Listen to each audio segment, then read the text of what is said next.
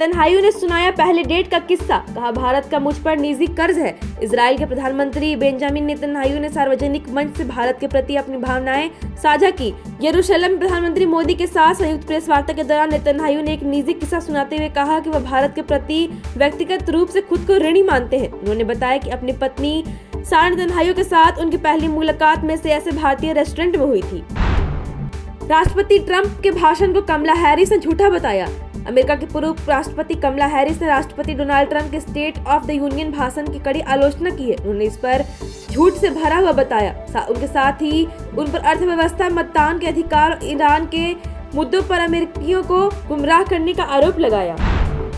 ईरानी विदेश मंत्री ने भारत के संबंधों पर दिया ये बयान। ईरान के विदेश मंत्री अब्बास अराघची ने गाजा में इजराइल की सैन्य कार्रवाई की निंदा की है और पीएम मोदी से अपील की है कि वे इजरायली दौरे पर फिलिस्तीनियों के अधिकारों का मुद्दा उठाएं। अराघची ने आरोप लगाया कि गाजा में इजराइल की कार्रवाई नरसंहार के बराबर है और तेहरान इजराइल के साथ जुड़ना ठीक नहीं समझता।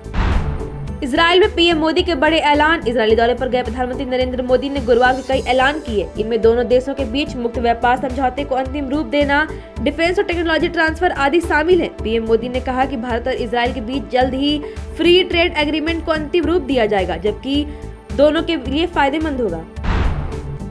अमेरिका ईरान के बीच होगी तीसरे दौरे की परमाणु वार्ता। अमेरिका और ईरान में तनाव के बीच दोनों देशों में गुरुवार को तीसरे दौरे की परमाणु वार्ता होगी।